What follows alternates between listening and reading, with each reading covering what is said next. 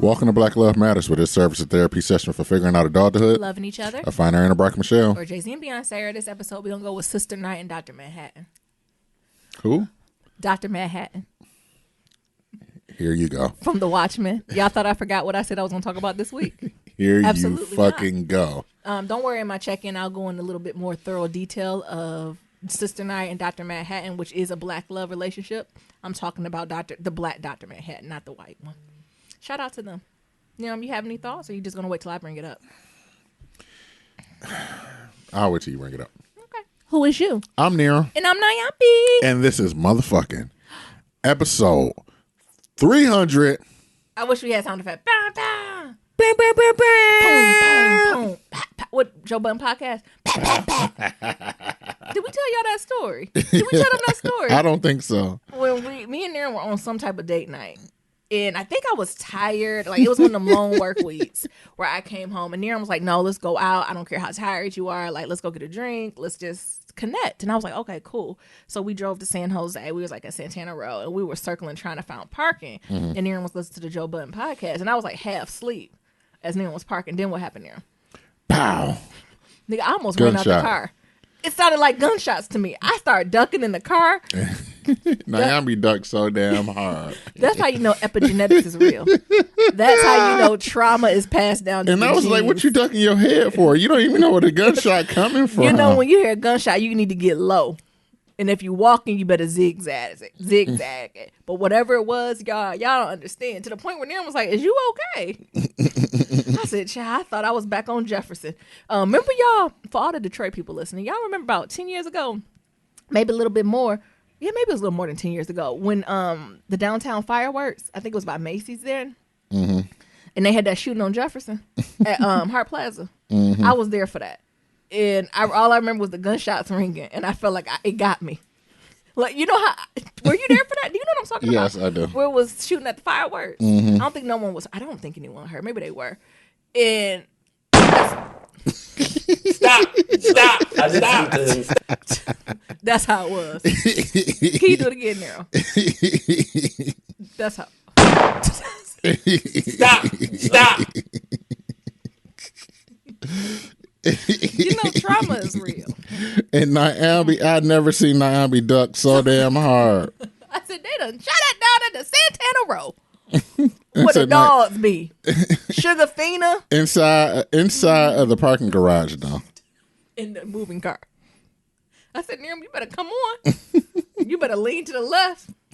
And you know you gotta still move the car, but you gotta lean over. Oh my God, that shit was so damn funny. It was scaring me, honey. I don't know what I thought was happening. Anyway, I'm sorry. Did we say it's 300? Where we at now? Episode 300, y'all. Wow, 300. Yeah. I wanted to get to 300 before the end of this year. And I'm glad we did. That's why we coming to y'all today. Yeah, because it was up to me. We still be on vacation. We done took our fair share of vacations. We can finish out the year. Okay. Be sure to leave 1, 2, 3, 4 5 5-star rating review on Apple Didn't Podcasts. that word out his mouth. He want a 5-star review. Hell yeah. Tell him I need a vacation. I need a vacation. On Apple Podcasts and on Stitcher, and follow us on all forms of social media at Black Love Matters. It's Black One, okay? What's going on? We'll first begin with The Watchmen. Did y'all do your homework and watch The Watchmen yet? It is absolutely beautiful. For y'all who don't know, it's set in the DC universe. You do not have to be versed with The Watchmen or any of the DC universes to watch this. It can be a standalone. Yeah, that's one of the things I was confused about. What you mean? Whether or not I have to be like versed in The Watchmen. Honestly, that's why it took me so long to watch it, because I was like, oh, I'm not into The Watchmen. I never even heard of The Watchmen. I know wasn't there like a movie or something that didn't look good. Like I didn't see it. Like I was like, I know Regina in it, but I don't know if I can do this with you, sis. But something in me said, no, we support. What did Issa say? I support black everything. I support everything black. Yeah, so I was like, I support everything black. Even if it's bad, Regina, I can put it on the background while I'm cleaning the house, while I'm cooking, so she at least get the ratings for it. But child, after the first episode, they had me hooked. Now, for y'all to understand the concept of The Watchmen, they're kind of, what would you say, like mass vigilantes? Yes. So the idea of the original superheroes, I hope I'm not overspeaking. I know we got some comic book heads and some blurs, listen, who can do a way better job than me. But I'm going to give you the Nyambi version. The way I'm interpreting it is that these are like the original mass vigilantes before we came like these other superheroes. So like Superman, Batman, and all that. And the way that they have this one set up is the first episode of season is centered around the massacre and the robbing, pillaging, and just the total breakdown, terrorist attack. Basically, that's the word I'm looking for. The terrorist attack that happened in Tulsa, Oklahoma. Was it 1921? Am I getting the years right? On Black Wall Street. Yep, it was called the Black Wall Street because it was such a successful town and area for Black people. Like, it was Black on everything. So everything from the bank to the grocery store to the gas station, just a thriving middle to upper middle class Black community. And the colonizers just came in and destroyed it because they hate seeing Black joy and they don't want no one doing better than them. So the Watchmen first episode and the whole season is kind of surrounded by this, and we follow this family through the generations of the implications of the Black Wall Street. I don't want to give too much up, but there's things basically. We're thinking about interdimensional travel. So basically these mass vigilantes have the power to kind of go back and forth through time.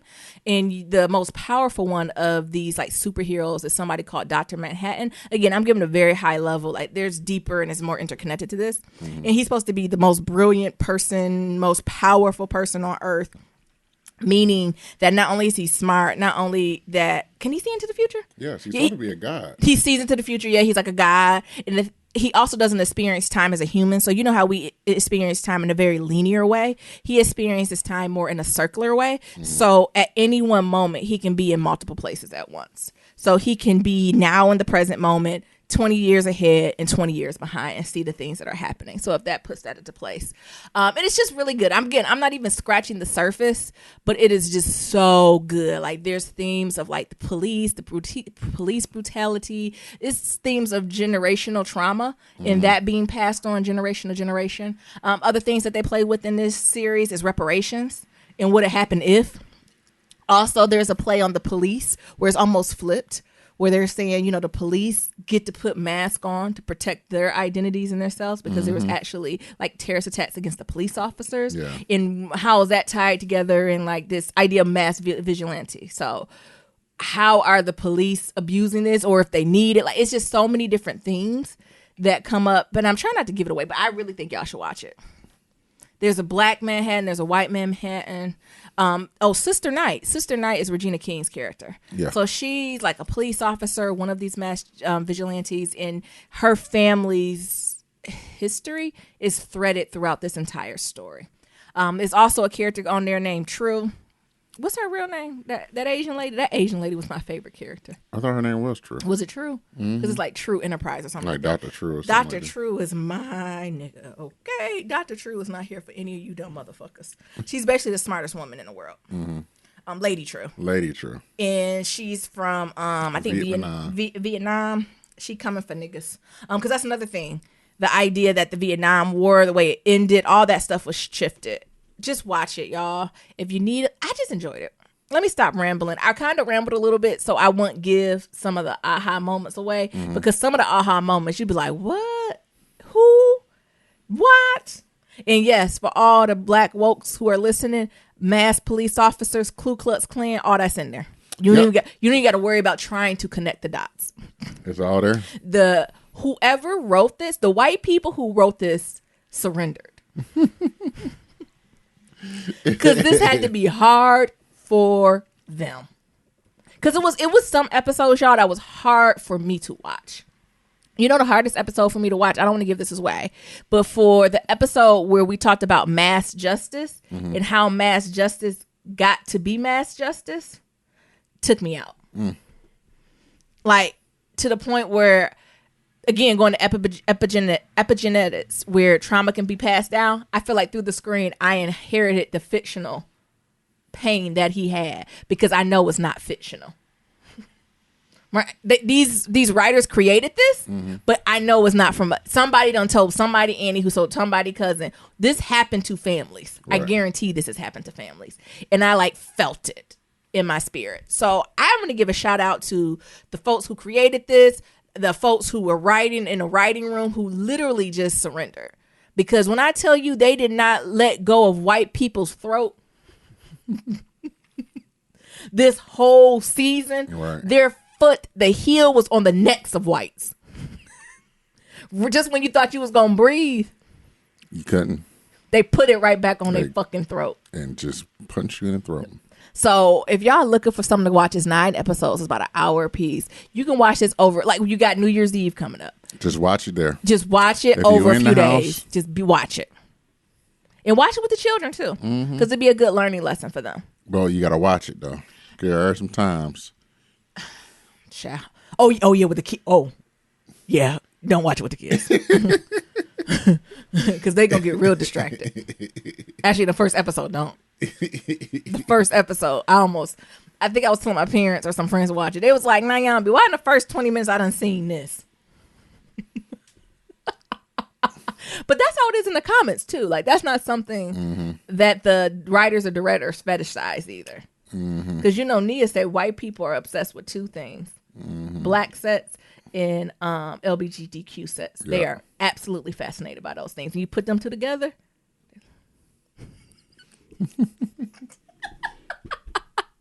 You got anything else on Watchmen, Neroms? Watchmen was dope. I enjoyed it. Did you watch it all? Yeah, I think for the most part. Oh, I guess that's a no.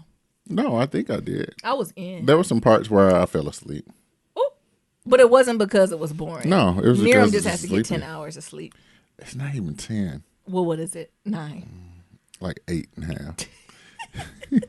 Then also, y'all, we had a really good weekend. We had a date night. We had an impromptu date night. We went to the Conservatory of Flowers Yep. out in San Francisco. They have something called Night Bloom, where it's like, I don't know how to describe it. My nigga, would they put up a light show on the flowers? Yeah, something like that. Let's see what Am I they. describing that correctly? Let's see how they describe I'm making it sound real bland that way, but it was beautiful. It was flowers at night. Oh, it's not even called Night Bloom. No, it's called Night Bloom. I'm just fucking with you. I was like, oh, did I get the complete name of the event wrong? No, Oh, Nerum, you pulling it up for me so I have it to net. it's a light and sound experience. Night Bloom returns, shining brighter this holiday season. Lights, sound infused of the Conservatory of Flowers, one of a kind plant collection. Okay, So it's basically you go through all the rooms. immerse yourself. See the plants in new light, I cannot. brighter than ever. You basically go through the entire conservatory, but they have it lit differently. There's like strobe lights. There's different sessions going on, like where you can smell the different plants and people are telling you about it. Outside, they have like food trucks where you can eat. This year, they had like a whole lounge where they were doing like wine tasting, whiskey tastings. Me and Nerum, we got some like wine and some grilled cheese sandwiches. That was the best grilled cheese of my life. What about you, Nerum? It was good as hell. Oh my god, that grilled cheese was so I can have good. one right now. Couldn't you? And that was just cute. And it took about an hour and a half. What was your initial thoughts on it, Nerum? Plants at night.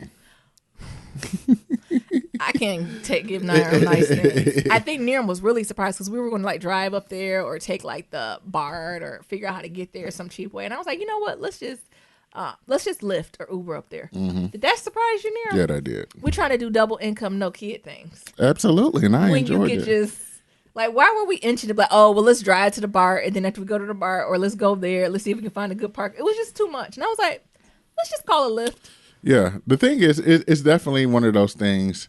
It's a vibe. Sir Jeffrey, you enjoy this. Absolutely, this is a Sir Jeffrey. This vibe. is right up Sir Jeffrey's thing. Yeah, Google Night Bloom San Francisco. Because I am joking because it was flowers at night, but it had a vibe to it. It had like strobe lights and It was music. music, and it was a Scents. vibe. Sense it hit all your senses, and like each room was like a different type of a rainforest and things of that sort. One was So- like the tropical, one was the cloud, one was like just potted shit. right. Then it was a vine. Go ahead. So they had like different flowers and different places where you can like take selfies and shit like that. It's definitely a vibe. It's definitely good for like Instagram. But I think it was one of those things that you need to be a type of person that's looking for a vibe. Like if Well, you're not looking for a if you're looking for a vibe, this is the place to be because you take your pretty young thing there. And you honestly, we needed an edible. Nero Yes. said as soon as we walked in, we was like, we should have took an edible. Yes. I said, this would have been a perfect place to Because take edible. of like the lights, it's dark. But could we both take edible, or one of us just take edible, or we just share one? Take a half. We just had to just go through it. Could you imagine? Yes. That would be a whole different experience with edible, with them lights moving. Yeah. And on the flowers and shit. And like they let you touch the flowers, so you're like, ooh. Then they're like, now smell, and they like shoot a scent in the air, and they're like, Ooh. jasmine, buy a jasmine. Honestly, I was just a fan of the grilled cheese. It was cool though. And then they had things outside, so they had like games outside. They had a seesaw that Nerum was scared to get on, No, Naomi was scared to get on it. because if Nerum broke that glow in the dark seesaw, I was gonna be done. I was like, Nerum, I don't think we both can be on this at the same time, because it was a little cheap plastic. It looked like it was PCP pipe. PVC? What did I call it? PCP. What's PCP? That's a drug, baby. Oh, I'm not on drugs. I don't do drugs. Before anybody try to take Let me show you. this sound bite. Let me show you what a PCP pipe is. What is? Oh my goodness. See, Google even fix it. What did? Oh my god! Oh, No. that's what PVC pipe. That's what it you looked looking like. for. It was. Nero, don't mess up your algorithm. What? You about to mess up your algorithm. Oh, your algorithm's in the shit show. See, that's a PCP pipe. What is that? Crack? Is that heroin? I don't know what that is. That's what the whites do. But Naomi, that look like a PCP. I better not say that out loud. Wrong, baby. People be like, what? What What? do y'all be being to? I know she's from Detroit. And then after that, we actually went to Solva. Solva, I hope I'm saying that right. It's a Greek restaurant in San Francisco, by Hayes Valley, and they supposed to have really good Greek food. But what they have is bomb frozen yogurt, Greek frozen yogurt. I got some with some sour cherry syrup on it. Niram got some with some crushed up baklava on it. Tell me how good that frozen yogurt was. That shit was lit. Actually, Niram, tell me. I'm a fangirl. I'm a foodie, so I don't found this place is supposed to be so good. And I was like, Niram, how does it taste? What did Niram tell me it tastes like? This low-key tastes like Chobani. I said, nigga, this is not Frozen fucking Chobani. manufacturer ass Chobani. You don't like nice things. I'm not bringing you anywhere else nice. This is a delicacy. And you think this tastes like Chobani? It's Greek frozen yogurt, so yeah. Chobani is Greek yogurt. American. You freeze it. Get out of here. And then after that, see, look at our night, y'all. Usually me and Niram, we be in the house by now. So we done went to the Conservatory Flowers, had a splash, split a grilled cheese. Then we went and had some frozen yogurt. We eating dinner out of reverse. We eating wrong way. 'Cause we old. We supposed to do appetizer, all that. But we started with dessert. Yep. And then we actually went to Nopa. Nopa? Yep. Nope. N-O-P-A? Yeah. Which is like down the street in that same area too, off of Divisario? There's a bit. Divisor? Or is it I can't even fuck it up. Y'all know what I'm talking about, folks in San Francisco, the Divisor Street. I think it's Disavidardo? Can you pull it up so I can see it? D-I-V-E. No, I think it's D-I-V-E-R-S-I-S-E-D-O. No, baby. I think there's a Desiderio. Just type in Nopa. Niram trying to spell a word we can't even pronounce. Spell it out, Niram. The Visidero. There we go. The Visidero. Nice things. Then we went to Nopa and truly enjoyed our stuff and had too many splashes. What were you drinking? You were drinking some brown liquor. It was like sherry mixed with some I want to say cognac, but it was like sherry mixed with some bourbon. And at first I was like, first of all, who old woman are you who drinks sherry? It was lit though. But the way they put that together, I said, oh, that's a grown man drink. I had some type of splash. But what did we end up getting? They had some special that was like this steak that was half of a cow. Yep. And it was amazing. And some Dungeness crab. What was it? Was that a ribeye? It was a ribeye. It was huge. It was a huge ribeye. It was big as my belly. That motherfucker was huge. We were able to split it and still took some home and had enough. It was enough for 4 meals basically. Yeah. Because we had dinner there and then we had it for lunch the next day. But it was just nice to be out in the city. It was just so long since we truly went on a date and just was out, and it was out late. Because we didn't get home to 12:01 because Mabel was pissed. She surely was. When we got in the house, what'd she say? What the fuck? So y'all gonna leave me on this couch? I gotta go pee. Take me out. That ribeye kind of reminded me of tomahawk. Like a tomahawk ribeye. Yeah. Yeah, it could have been like a tomahawk. It was very, very good. Yeah, it was And it was just nice just to be. You know, sometimes when you go to restaurants, you're like, oh, let's get this, maybe that. I'm like, and Aaron was like, what you think? I said, give the fuck you want. Like, who cares? Like, it was like one of those nights where it's just like, I don't care. And then we had some good ass Dungeness crab. Surprisingly. Wasn't it? Yeah. But what was your overall feeling? We don't do a date. We date. We go out with each other weekly, multiple times a week. But it's been a long time since we really got dressed up, went to a nice restaurant where you have to put, because Nopa, you got to put reservations in or you're not getting in. Like, it's been a while since we've done that. It's been a while since we've ate dinner after 8 p.m. Yeah. And that was normal because Nopa stayed up to like 1 in the morning. It does. Because they had reservations. I remember looking. They was like, you want to come in at 11? I said, p.m.? Who eating that late? Who said that? What's your thoughts, Niram, on that date? Well, you know, I had to get prepared because, like, Naomi was like, dinner reservations at like 10 o'clock. It's Like, 9:30. oh, okay. Niram kept asking me. He said, what time is it? 5. I said, nigga, 9:30. Where are you getting 5? I said, we don't even go to Night Bloom to 7. He was like, oh, so we're going to go to dinner at 5? I said, nigga, I told you 9:30. I said, do you want me to, I even asked you, I said, do you want me to cancel dinner and we go somewhere else? And you want to go to the Chili's? No. You want to go to Chili's? So what y'all don't understand? And forego Nopa, that takes like 3 weeks to get in. No. And go to Chili's and get some Southwest egg rolls. So what y'all don't understand is that, like, when I was working at this gym and like my schedule, I had to be there at 4 a.m. every morning. Like my sleep schedule, I haven't been able to like get at a sleep schedule that's like a regular time, like at 6 a.m. or 7, even like at 8.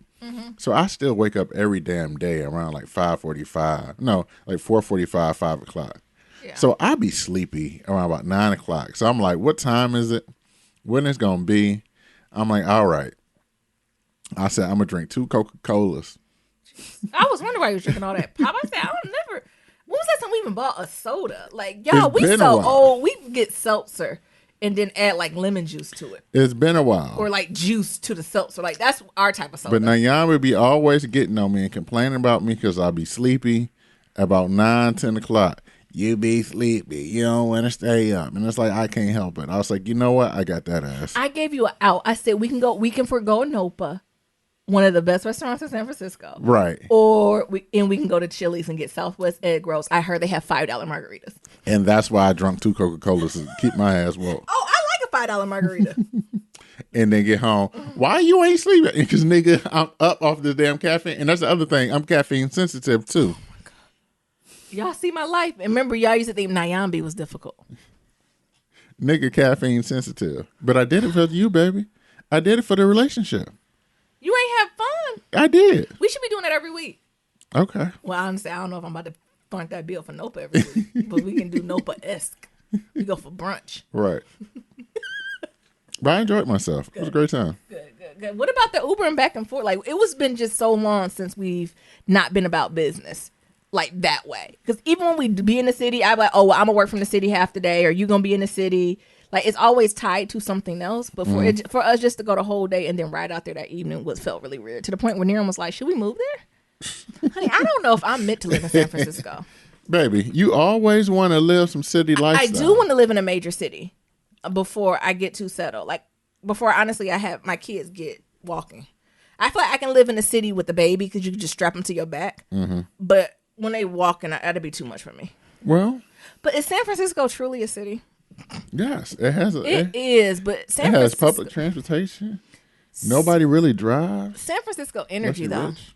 Like, it's progressive, but I don't know. Sometimes I go to San Francisco and I be like, listen. The thing about San Francisco is they try to be about counterculture, but you can't be a counterculture if everybody's about counterculture. Yeah, it gets a little like unauthentic to me. Like, it's a bunch of hotep white people. Yes. What's this the word for hotep white people? Crunchy granola. And it's just sometimes I can deal with hotep white people sometimes, but I don't think I could do it all the time. And then, the homeless people on 10 in San Francisco. They are. They a level of disrespect. And usually I don't talk about the homeless people because they people. Mm-hmm. But every time I go there, I see a penis that's black on a white person. Yes, you do. Or they always making me real strange eye contact with me. Yes. Remember we were in, was it Dolores Park? In that, I don't know if he was homeless or just high. Oh, and that person was just dancing when they draws on. And he kept, like, he wanted me to come dance with him. Yes, it's like, come on. You queen. Come on, queen. Leave me alone. And, like, I was ready to fight in the park almost. Do And it. everybody like, yeah. I'm like, all of y'all shut the fuck up, honestly. I want real East Coast on. I want real New York. My guys, could y'all shut the fuck up? Dude had a mean Aaliyah hip roll, though. He was like hip rolling in the park and like swinging on like the lamppost, like he's an extra from a Disney movie. Then he talk about, come on, queen, dance with me. Then the motherfuckers around him was like, yeah, dance with him. I'm like, get the fuck out of here. Y'all got the wrong one picked. I told y'all I embraced my inner New York and Jersey. It was like, my guy, Fuck get out the of here. fuck on. Get the fuck on. And that energy don't hit in San Francisco. They looking at me like I'm the bad guy. Right. Oh, what you Why doing are all you that? swearing? You doing all that cussing for? Because they're high as fuck. I just want you to Everyone's high. dance with me. Come on, queen. I just think you're beautiful. Your energy. I see your energy glowing. Like that shit. What else went on with us? I watched a little bit of that Kevin Hart docuseries. Mm-hmm. Remember, I'm on the energy. I support what? Everything black. Even the Kevin. At first, I didn't know why he made it. I was like, Kevin, honestly, I know you done had your stuff this year and did it like in a car accident, like near death shit. I know he's bouncing back. He's getting good. Like, I just wanted Kevin to go home, be with his cute ass family, make shit with his wife, count their money, come back in 2020, snatch some edges. Then he said he releasing this documentary, not only talking about what he done did, but going back and reliving all this shit from the homophobic tweets to the cheat. I said, so we're going to relive this again right before the end of the year. I just didn't know if that was a move. Like, I feel like this is almost something he should do 5 years from now. No, he Be doing like, it look now. at my growth. He doing it now. It's a This vibe. is so raw that I felt it for him. Like, it's so raw that I still think he's going to go back and be like, oh, I shouldn't have said that still. But it's his truth. It honestly is very good, though. As y'all know, I don't think Kevin is the funniest comedian, but I do respect his hustle and I do respect his giving back to the community and building like this brand. Y'all know I say it over and over again. I don't think that nigga funny, but I have seen every Kevin Hart movie to support what? Somebody black. So it was just interesting seeing that. What didn't throw me off a little bit? No, it didn't. Remember, okay, so he started with the homophobic tweets. And he gave insight to why he didn't apologize, but it just didn't make sense to me. Like, that still didn't connect to me. Like, he was like, I've just apologized. Why have to keep doing it again? I see that similar to white people. When white people be like, well, I didn't mean it. Or racism, it's 2019. Racism doesn't exist. It's like, this community has been very traumatized by people. Like, it's like sometimes he didn't see the privilege he has as a straight man. As a straight rich man, with a big platform, by you saying that thing, it does has a lot of implications for the LGBTQ community, right? Because you might be saying it as a joke, just trying to get a couple of laughs, like hearts and retweets, but there's some really sick people out there who take that shit to heart. Right. And I don't think Kevin was making that connection. From his sphere of influence is big. Right. So you do have to be careful with the things you say. And I know a lot of celebrities are like, we're not superhuman. I understand that, but you also have to really recognize your sphere of influence. As a celebrity, your brand is your business, and you're the CEO of that business. So just like Twitter, Instagram, Facebook, Mark Zuckerberg, Google, and all these niggas who the CEO, they have to be very careful what the fuck they do because they're representative of their company. And that's the same thing how I see celebrities. And I don't know why that accountability isn't there, but that's neither here nor there. But some folks think I'm too hard. Do you think that's true or no? The thing about this is that it's problematic as fuck. So, but y'all, I don't know. I don't want he get to the point, like, I do believe he is changed. I do not think he's the same person who tweeted that thing. I do believe he respects the LGBT community, but it's still just the way he's not receiving it. It is a white, let me stop saying white. There is a colonizer sheen still in my mouth from the way he received it. The thing is, it's problematic. It's problematic. And it's like, you just have to eat the humble pie. You fucked up. He did. And that's the name of the thing. But I don't feel like he ever was like, I sincerely fucked up. And I can keep saying over and over again, I fucked up, and I'm going to show you that I'm moving forward. But he don't even want to, it's like he's tired of saying that. And that's ridiculous. I think the reason why he tired of it, because it's like, these tweets happened 10 years ago. This nigga probably don't even look at his damn Twitter no more. I understand, but you have to be accountable for your actions. Make a nigga just want to delete his old Twitter. Delete it then. I'm sure it's some stuff I said 2 years ago on this podcast that somebody gonna do a shout out Friday and drag me for it. I'm sure that's coming. And if I do believe it's wrong, I'm gonna say it's wrong. Yeah.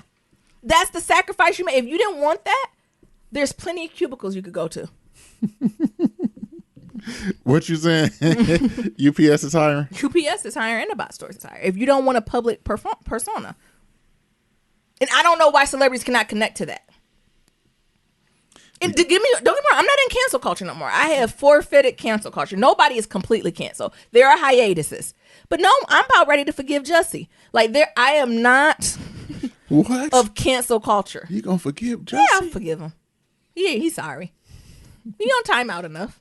What, about 6 months to a year? Give him about a year timeout. Come on back.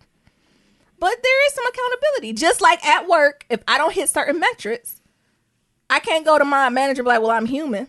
They'll be like, well, you human, you didn't hit this shit. I'm only human. Okay, you still didn't hit this shit. I'm only human. Like, what do they think? My question is, what do you think the accountability needs to be? So in that profession, there's no accountability. Give me another Because in the chance. cubes, there's a lot of accountability. Because if that's their job. Right. But, I'm a little hard. Anyway, I don't want to harp on that. But he still had a little tinge of colonizer to it. That it just wasn't a complete surrender to that. I think there has to be a complete surrender like the Watchmen writers did. Also, then I got to the part when he was talking about he cheated on his wife. How stupid. I still think that's dumb. And who was these group of niggas he with? What, the Plastic Cup Boys? Yeah, the Plastic Man. Nah, you got me Googling crocodile tears. Because I like Inoki. What's her name? Inoko. Kenzo Mama. I like Kenzo Mama a lot. I like Kenzo and Kevin together. But when she called when they did the reenactment, what was it? The dramatization? The dramatization of it. I said, oh, sis, something ain't connect. Oh, there them tears. I guess he was driving. I knew this was coming because they like shifted the whole story. Mm-hmm. And then like the screen went black. And then one of Kevin's homeboys, it's like the impeachment shit. One of his homeboys gonna come. It came on the screen. I knew it was bad. See, it all started on a dark evening. Kevin, what the fuck is this? Kevin called me and was like, I'm going to Vegas. Fuck with your boy. And he's like, and look, he go to snitch your friends. I have a wife. I'm not going. I love my wife. And we have to go to church in the morning. Nigga, I can't, I got a wife. I ain't leaving. I ain't going to be able to go to He Vegas. went down at least 6 of his friends and all of them said no, except one. Don't that already set up the... Mm-hmm. And he knew what the friend who was going to say yes. Yeah. And then he went and he fucked up. And that friend that he went with allegedly videotaped him and sold it. Because remember when Kevin initially thought it was the girl. Right. And the girl was like, listen, sis, I was just trying to do hood rat things with my hood rat friends. Right. And I was about to go back and finish my PhD up. And just have on 2 truths and a lie when I'm with my friends to be like, me and Kevin kicked it. Uh-huh. But I don't want to be Kenzo's stepmama. Like, I'm supposed to go home too. You done put my name in the streets.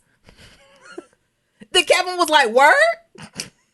Then she said, yeah. Mm-hmm. Then he was like, wait, before you sue me, let me figure out who really did it. Right. And it came out to be his old shasty ass friend. Mm-hmm. Oh, JT Jackson.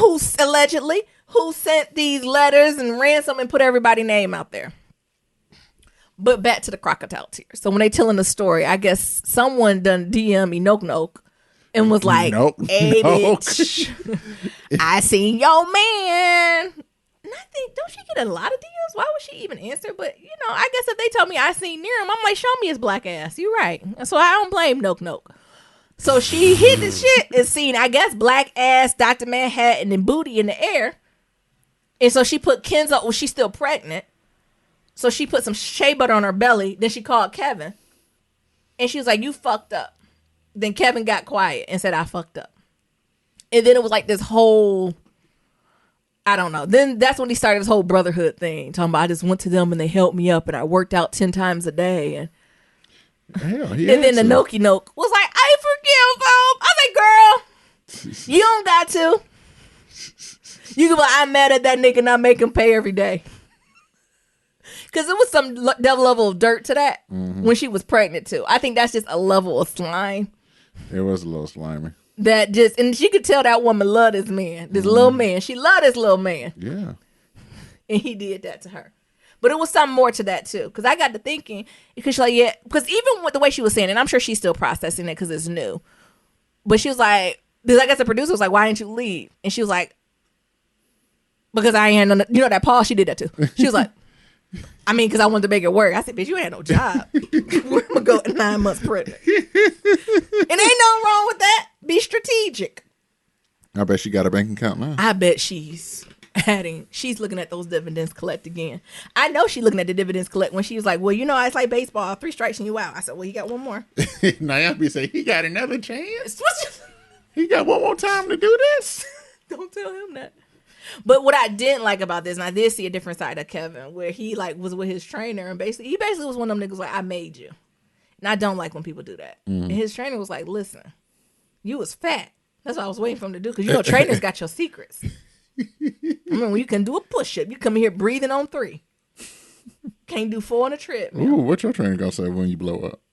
When I thought you meant physically. Oh, what do you mean? What you say? What do you mean when when you be like, I made you? When my white trainer tell me she made me, oh, she getting the fuck out of here. Listen, don't do that. She know better than that. Mm-hmm. But you know, Kevin bring a lot of folks with him. What do you think about the whole situation, or just all his like? I like him bringing all his crew with him, but he does do a lot, and he just talked about how he's constantly going. And I haven't watched it all. Need to watch the rest of it. But from the ones you've seen, what you thought about it? Her situation with his father was interesting. I think the thing is that it gets lonely at the top. And the thing is, to be successful is also to be lonely. So I figured for him, he was like, I might as well like bring the people who's been around me from the jump with me as well, so I won't be as lonely.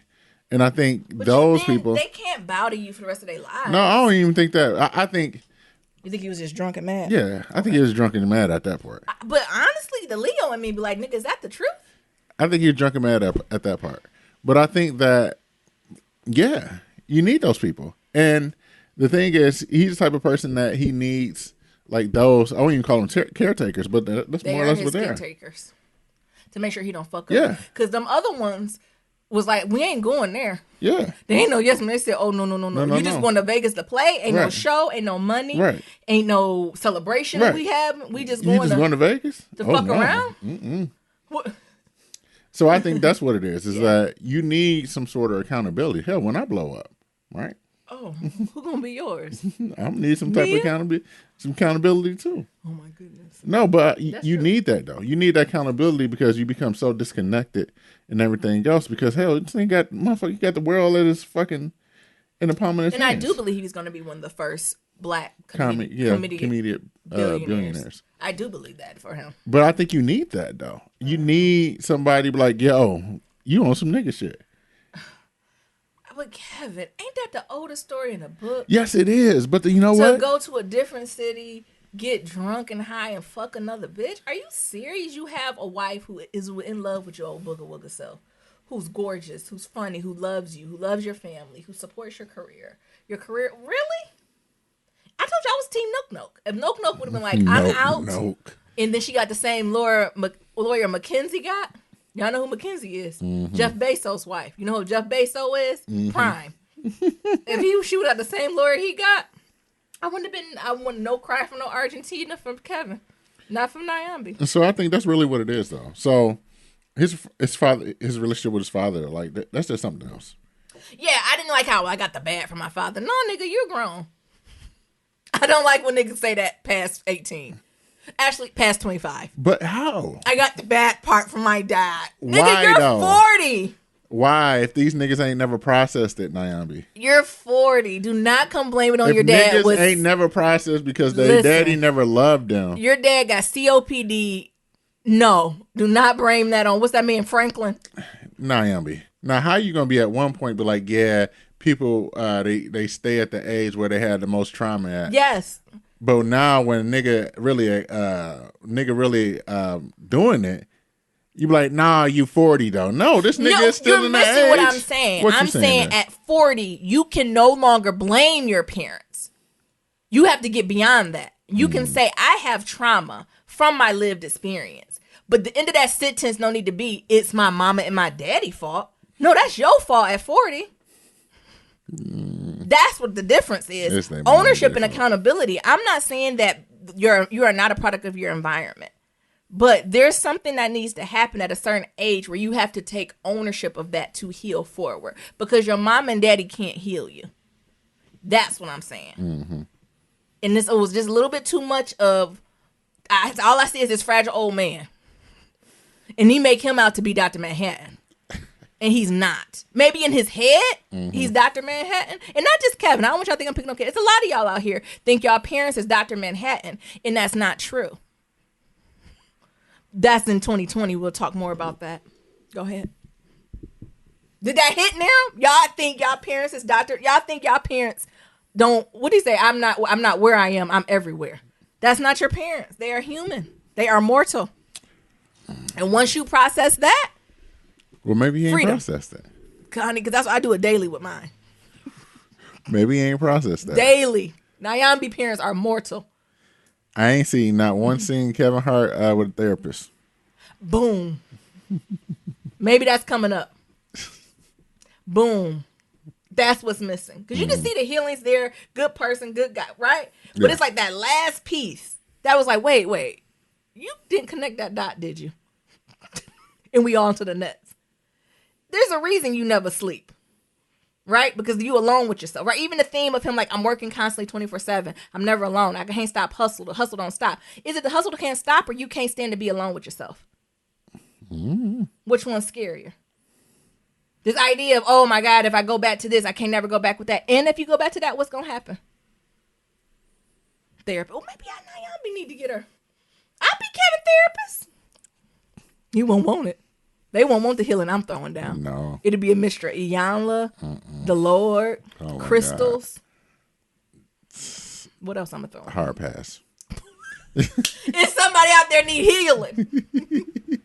Hard pass. Lastly. But no, it's very good though. All that to say, we talking more of like our critiques, right? And it's just us. Who cares what we say? But all in all, y'all should really watch it. Like, definitely support Kevin. He's definitely being super vulnerable on it. There's a lot of themes in the Black communities. There's a lot of stuff that's going to be triggering. It's really, really good. Y'all should check it out. Lastly, Rap Caviar's top hip hop songs of the 2000s on Spotify is lit. Do yourself a favor and go download that and just have that for this entire week as we're going into 2020s. Again, I'm going to repeat this. It's on Spotify. It's Rap Caviar's top hip hop songs of the 2010s. It's lit. It's everything on there from what? The stuff the children listen to now, to all the old Kendrick Lamar, to all the No Hands. Yeah. Oh my, it's just so many on there. Can we talk about who owned this decade for hip hop? It had to be Drake, Migos. Who else had all the bops? Kendrick. Drake, though. Can we give Drake a little props? I feel like I finally came over to Drake. And the thing is, I never hated on him or nothing, of course. But I think I'm finally taking my step back and being like, my nigga. You also got to add Kanye in there. Even though we cancel him. Kanye's on, we don't cancel him. He's on hiatus. He on hiatus. Pre the breakdown, Kanye got some bops. He do. Honestly, after the breakdown, Kanye still got the bops. I just can't be an enabler. So I can't enable him based on views and all that. So I heard he still got bops. But prior to the breakdown, Kanye got bops, y'all. Like, even y'all remember Niggas and Parents Watch the Throne? Jay-Z had some very good albums, too. It was just a good reflection. If y'all just, and that's the type of thing you can hit play and go all day. Listen, Dreams and Nightmares. Dreams and Nightmares is the first song on there. We Gonna Be All Right, Kendrick. Star for the Bottle. Bodak Yellow. If you had to pick a song a hip-hop song that wrapped up this decade, what would it be? Whew. Just from this list? Anything. It could be from the list or anything. There's not a lot of women on it, but you know that's hip hop's problem. But we'll get back to that later. And I always got to throw the critique in there, don't I? Yeah, you do. But we'll go from there. You got anything? I was gonna say Bad and Bougie. Bad and Bougie's one. You know what I was gonna say on here? What? Worst Behavior. Oh yeah. By Drake. That definitely is a mood for me too. Bad and Bougie is a good one. But that's all I got. Y'all check that out though. I know folks are gonna be off for like the new year. I don't know if I'll listen to with Nana coming. But say if you cooking early that morning, or if it's the cousins listening to music that night waiting for the new year, you know what it remind me of? What? Notarized 100. That used to come on BET. Oh yeah. That's what it, because you know when Notarized came on, every song was a bop. But that, again, Rap Caviar's on Spotify's top hip-hop songs of 2010, you'll be so nostalgic. Yeah, that was lit. I literally went back to like undergrad and all those things. What's going on with your chicken, Nero? Oh man. I just always just gonna close it on out. No, we're giving folks a good episode. Y'all get in comfy. We ain't done.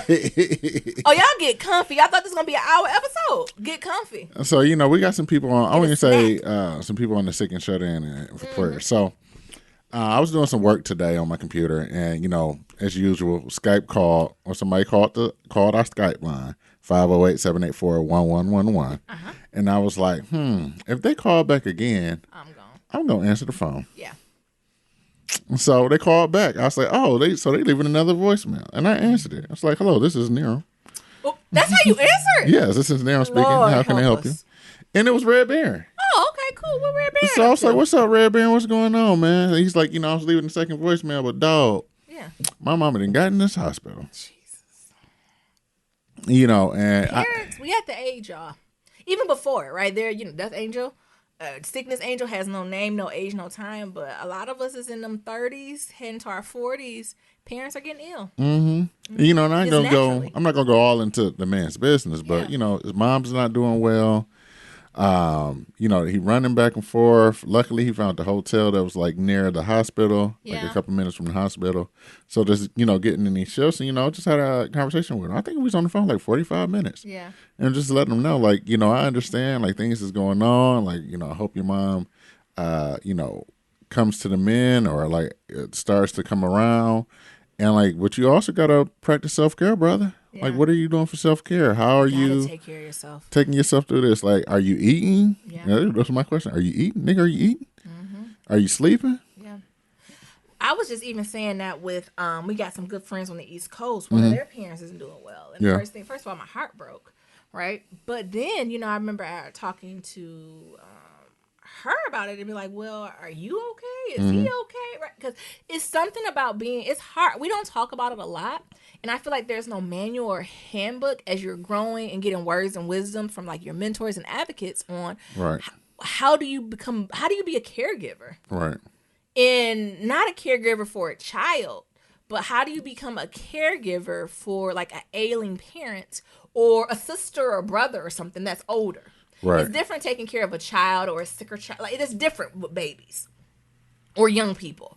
Like, but how do you navigate through that space? Because it's so hard. And it's such a strain on you mentally, physically, emotionally, and spiritually. And I think that is a taboo topic we don't talk about. And a lot of times caregivers end up getting sick or sicker than the folks they were taking care of. And it's just something I want to dive in more to. Right. I even think about it being the only child is me, right? So if something happens to my parents, it's the other parent and me who's going to be the one tag teaming. God forbid they both get sick at the same time, or one gets sick, and just really thinking about like how are you a successful caregiver? Right. What does that look like? How do you take care of yourself? What are the resources you need? There's no checklist. It's not on that. And I don't know if that's a black thing, a brown thing, a social economic thing. I don't know what that is, but it shouldn't be this mass mystery thing where 80 to 90% of us are going to have to do some form of it. Mm-hmm. I don't know. This got me to thinking, right? Yeah. Or even how they do it in different communities. Y'all, I watched another really good movie. It's called The Farewell. Y'all know who in it? Y'all know Awkwafina. It's that Asian girl who was in Crazy Rich Asians, who was talking real, real loud and was real, real hood. New Money. Was the daughter of Child. My boy, yeah. Yeah, that's her. Awkwafina was in. And it's like a drama. Is her name really Awkwafina? That's her stage name. Oh.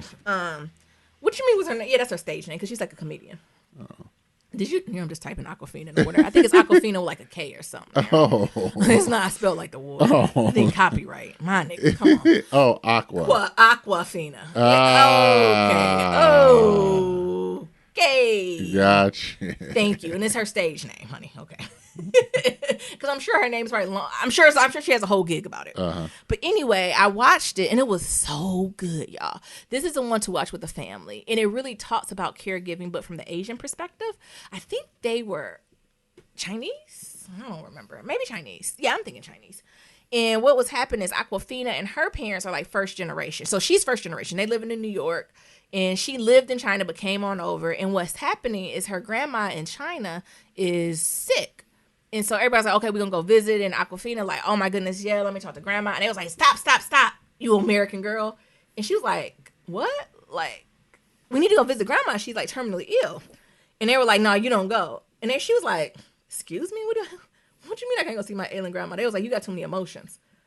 And she was like, what? They was like, look at your face. You look sad.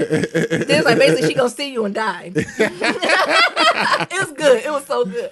And then she was like, well, first of all, I can't kill her. Like, she already knows she's dying. And they got quiet. What it turns out, not only in this movie, but in certain Chinese culture and Asian cultures, when the elder is terminally ill, the thought is the elder has sacrificed so much for the family before to be where they are, careers, schools, like so much of themselves were sacrificed. That is then the sacrifice of the now family is when the elder becomes ill, they don't tell her. So they know she's terminally ill. The doctor has told the family, and the family's not telling her. Because I guess she's been having headaches or was dizzy or something like that. So she went to the doctor. And the doctor was like, she got 6 months to live. She out, wheezy out. And so they was like... She what? Wheezy out. Oh. And so the family was like, oh my goodness, we got to come get her. And then grandma was like, well, what did the doctor say? And it was like, you in good health. You just need to... I forgot what they said. Cut back on the salt or some shit. Like it's just some real... Honestly, it sounds like black shit. Mm-hmm. Cut back on your sodium. Like... That's it? Like, what? Grandma, her 80s. And she was like, oh, yeah, I did have been eating a lot of salt. And so it was just so interesting to see the process. And so Aquafina like, well, what is she going to say when the whole family coming to China to visit her? Do you know they made a thing where one of the cousins got married? A pretend wedding. So she thought she was helping plan a wedding. Everyone was coming to visit her. So that was a way for them to all visit her before she dies without her knowing. Mm-hmm. And at first, and she was just like, what the fuck? Like, why? This is ridiculous. Why are we doing all this? And that's when the uncle broke down to her to be like, stop being so selfish. By this woman who's already in her late 80s, knowing that she only got 6 months to live, what is that doing? Like, what good are we doing to her? Mm-hmm. We can at least extend her the pleasures of just joy and family and not the worry of death. Right. That is what we can take on as a burden of a family. She don't have to worry about dying. Like, we'll take care. We'll carry that burden for her. So she can be present for every moment. And it was just really beautiful how they set it up. And this all based off a story, real true story, y'all. Mm-hmm. So this is what happened to a real family. And what it turned out was she had 6 months to live. And do you know that grandma lived another 6 years? Damn. And like they were feeding her like vitamins, like holistic type medicine. Uh-huh. And she said, oh, I'm taking this holistic medicine. That's why the doctor said I'm doing so good. And everybody was looking like, she's still hanging. She's still here. And it was just so good. And even the cousin who faked married the girl, because, it's been all these years. They eventually got up getting real married. Mm-hmm. And, like, they was with the grandma, and they said, like, it was their 3-year anniversary. And she's like, no, y'all been married 6. And they was like, oh, shit, you're right. I forgot we got fake married with you. But it was just such a beautiful story about caregiving and family and terminal illness and how do you navigate through it. But it really did make me think about, is there something to that burden of carrying that terminal illness? Like, by them not sharing that, did that help? Like, is there, to the emotional state, if you get this type of news, by you being emotionally taken back, does that then decrease your well-being too? Let me know I'm out of here in 3 weeks. Fuck just it. reckless. Just take Worst me behavior. Now. Take me now. Not take. I'm dead. Is that what you said? I'm out of here in 3 weeks. Fuck it. I'm out now. Weezy out of here. Really? Yeah. Compared to if it was like great health. Yeah, like, you on the mend. If you just cut back on that, you good. Yeah. Oh, I'm on the mend. Okay. Well, let me take less salt then. Yeah. Yeah. It was just a beautiful story. Man, that's the power of placebo. Ain't it? That's why I'm trying to be less of a skeptic. And if somebody tell me it worked, I'm just going to say, oh, it worked then. So even if the sea moss? Yes. Child, I believe in it. So even I got to set up my consultation with Sir Jeffrey. Sir Jeffrey, give us a discount code so we can tell other people. Like, give us for 2020, give us 20% off. Black Love Matters, and you can set up sessions. Because Dr. Sir Jeffrey Hill. Dr. Sir Jeffrey Hill. I'm claiming it. Hey. Why can't I claim Dr. Sir Jeffrey Hill and I'm going to be his first patient? What? Not Dr. Sir Jeffrey Hills. Sir Jeffrey, you better go get that website domain. Dr. Sir Jeffrey Hills. What? The thing is, y'all think I'm playing to me and Dr. Sir Jeffrey on TV. Oh, Talking with Oprah. he healed me. He can heal you too, Oprah. You're going to be on her favorite thing, Sir Jeffrey. Just His book. Don't do that. You just said him as the person. why do they got your boy on Instagram? Who? You know who. Oh, my goodness. With this damn drawed on beard. What the Leave fuck him is alone. that? Leave him alone. Come on, Naren. What else you talking about? I had lost train of thought, but yeah. Going back to that movie. Yes. You should watch it. It's very good. Y'all should watch it. It's the called power. Farewell. It's the power of placebo. Shit. Sometimes placebos work. So I'm just gonna start believing in shit. Oh, you said work? A placebo, positive thinking, keeping busy. All the stuff folks tell us we should do. Yeah. Hey, that's why Kevin Hart worked out 10 times a day after he cheated off his wife. So he can stay busy, so he can work through it. Him and Boss. I'm gonna let you have that. What? I'm gonna let you have it. Hey. That's all I said. Ooh, I was about to say something shady. He did that so he wouldn't be alone. I was about to say something shady. Don't say nothing shady. Just be bright. If your ass maybe would Just be bright. Don't be shady. Be a light. maybe Not an umbrella. right. Not a palm tree. Be light. Other than that, Listen, you keep talking about me working out. Me and Nia about to get sexy. Every time me and Nia talk, baby, you're already sexy. Oh, we know that, but we about to take it to another level that niggas can't even handle it. Every time me and Nia on the phone, within the first 10 minutes, we about to be sexy in 2020. If anybody was listening to our transcripts on the phone, they be like, these two narcissistic niggas. Right, we're gonna be sexy in 2020. We was little sexy 2019. We about to be big sexy in 2020. Oh, big sexy. Round and brown. Don't do placebo. I think I already done lost another 3 pounds. Oh, have you? While I'm drinking this hot chocolate. Yes. I'm gonna just start putting a number on the scale and stand on it. So while Naomi was watching this old positive shit, I watched.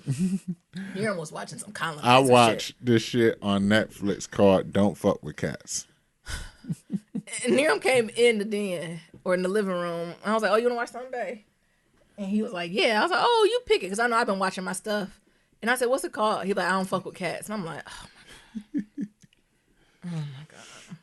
This shit here, if y'all into some true crime shit, because you know I'm into the true crime documentaries. Because it's real crimes. I know, but I'm into it. I'll be up in there trying to figure out shit too. What is it called? Criminal Minds it. Honestly, this whole "Don't Fuck with Cats" is a whole Criminal Mind episode. But go ahead. And I can't wait It's the till season another finale. I can't wait till it come on out. So, "Don't Fuck with Cats" is a docuseries about how these internet people found out who the hell was this killer. Well, it was serial killer in the making from this cat video where he killed these 2 cats and put it on YouTube. I don't. What? Go ahead. And it was just like them. Niram ain't doing this justice. All right, well, why don't you help This me out started with a group of bored white people with no friends. I'm gonna speak clearly. here? Oh, okay. They don't got no friends. Okay. Except the internet. Y'all know them friends. Them people who be staying on Facebook constantly commenting with 30 friends. Them. And somebody stumbled on this YouTube page because she broke up with her boyfriend. Oh my God, this whole story. Because at first when I listened to this shit, I can't handle it. So she was like, I broke up with my boyfriend and I was just looking for cute cat pictures. You know, on YouTube, you can just type in cute cats and you see them falling and playing and fighting. And then in my YouTube algorithm, it says 2 cats, 1 boy. So I'm like, oh, okay. First of all, first red flag for Naomi. Whenever something colonizer is attached to 2 to 1 something, I immediately think of that shit cup. Oh, 2 girls, 1 cup. So it's going to be bad. Why you say that? It's just going to be bad. So I wouldn't even click on it. That shit cup. Whatever it's called. So Linda, whoever healing after her boyfriend, was like, let me click on it. She click on it. It's some fool on there killing cats. And she's a white woman. So she just can't allow him to kill the cat. She then creates a whole group. I don't know if who created it. Somebody created the group. Or they posted it and was like, this sadistic bastard. How dare he? Then she began liking and sharing, and everybody's like, we should get him, bastard. Meanwhile, niggas is getting killed by the police every day. But that's why I couldn't watch it, because I thought it really was about cats dying, which is wrong, which is crazy. Whoever killed animals, isn't it, was it criminal profiling 101? That motherfucker's next gonna chop up a human ass? Yes. If you chop up an animal ass, next is a human ass. Criminal Minds, Shamar Moore taught me. So don't we already know that is the next logical fucking step? Criminal Minds, Shamar Moore taught you? Yes. Shut the fuck up. So I already knew he was gonna chop up ass. So she done started this group. She done got another group of people with no friends. And they're like, we should find this motherfucker. Now they all going private eye on his ass, Law and Order Special Victim Unit. So they trying to track down who this motherfucker is. They looking at the background. They looking at pictures. They looking at vacuums. They trying to pinpoint his ass. It's hundreds and thousands of people in the groups. They talking about, is this motherfucker, that motherfucker? And then they go into the police, and the police is like, bitch, niggas is dying. People is dying. We can't fuck with the cats. Called ACPA. Then the white people got fucked up again and got mad. And then the other person probably found out they got mad. The nigga killed another cat. Then they got real mad. And I'm like, what is happening? Now that's what ACPA should be on. What they worried about my fur? Oh, well, that's this thing. So that done happen. Fast forward, they done did all this private eye. Where in the world is Carmen Sandiego, Inspector Gadget? They pinpointing people. They got white colonizers doing colonizer shit, blaming people who shouldn't be. They then got this other white man. Where is his job to track down niggas who done did crimes? Because I guess he didn't get selected for the first 48. So since he didn't get selected for the first 48 on E, when you looking at murder cases for people, he do murder cases for animals.